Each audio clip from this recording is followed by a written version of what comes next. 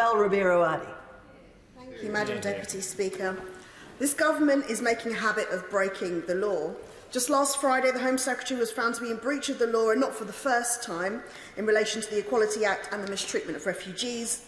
Overnight, we learned that the Prime Minister intends to be in breach of WTO rules in order to slap tariffs on steel. And here we are today with the Foreign Secretary telling us earlier that this government will rip up the Northern Ireland Protocol that it negotiated and it voted for. This is clearly another breach of the law and a shameful hat-trick from three of the foremost senior officers of government.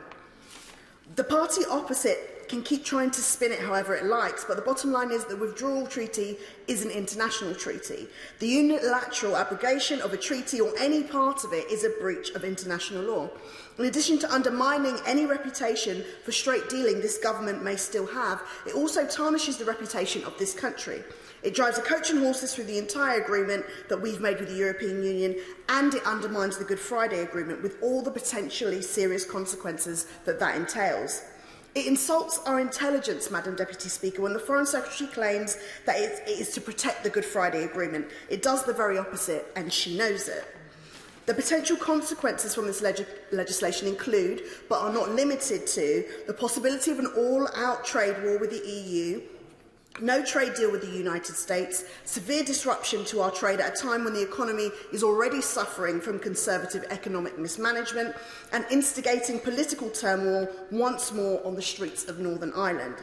The claims that the economy in Northern Ireland is suffering as a result of the protocol are completely false. North-South trade in Ireland is actually booming. It's the economy here which is suffering because of Brexit.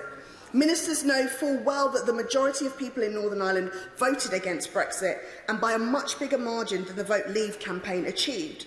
They continue to elect a large majority of MPs and MLAs who oppose Brexit and support the protocol.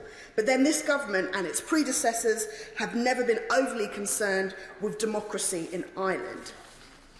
The reality is, Madam Deputy Speaker, that the claim on which the party opposite fought the election, that they would get Brexit done, was a great deception. 6 years after the referendum vote, the party opposite has gone through 3 Prime Ministers and may soon be on its 4th, but still has not got Brexit done. We wouldn't be here if they had.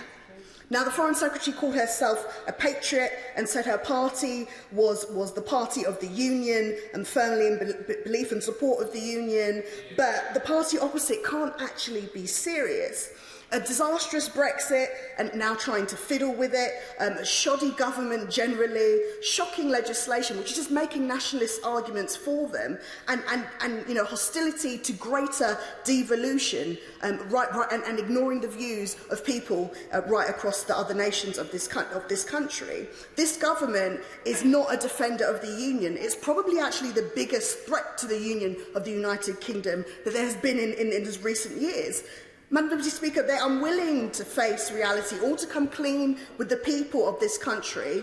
They are willing to risk peace in Ireland, further damage living standards right across the UK, and break the law in order to cling to office. So, to paraphrase one of their own, Winston Churchill, never in the field of international relations has so much been put at risk to the detriment of so many for the interests of so few. So if it wasn't abundantly clear, Madam Deputy Speaker, I'm firmly against this ridiculous piece of legislation.